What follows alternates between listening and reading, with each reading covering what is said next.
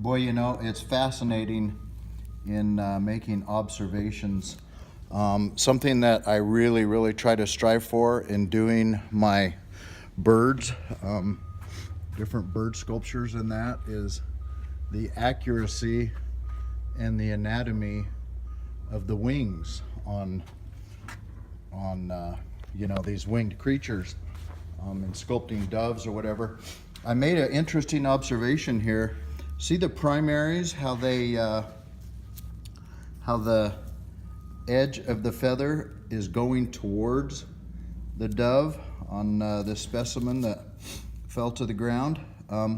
Look at how those go towards the back. You know, they point that direction. And then notice how these tertiaries point forward. Look at those.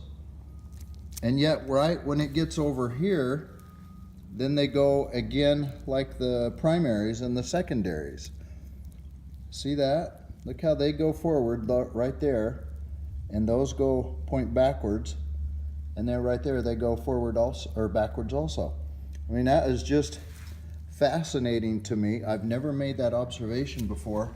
And so as I do my eagles here, you know, and create them, I'm going to absolutely strive for accuracy in getting the piece, and I believe I'm calling it 2 eagles as I get closer and closer to getting the accuracy of those. I was once at an art show, and I was making an observation of all these winged creatures in this art show of an artist, and I noticed that the primaries, the open edge, was pointing the wrong way. In other words, technically, these birds could not fly because the research had not been done as to the anatomy. And so it's just fascinating that as sculptors, you know, once we get things in bronze, hopefully we've done our research in that so that these things can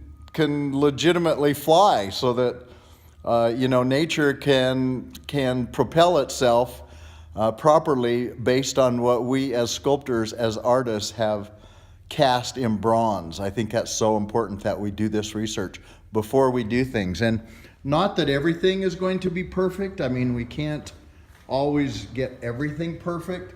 However, there should definitely be a strong propensity towards anatomical accuracy in doing these feathers of these beautiful winged creatures. God bless. Have an incredible creative day in your space, in your studio.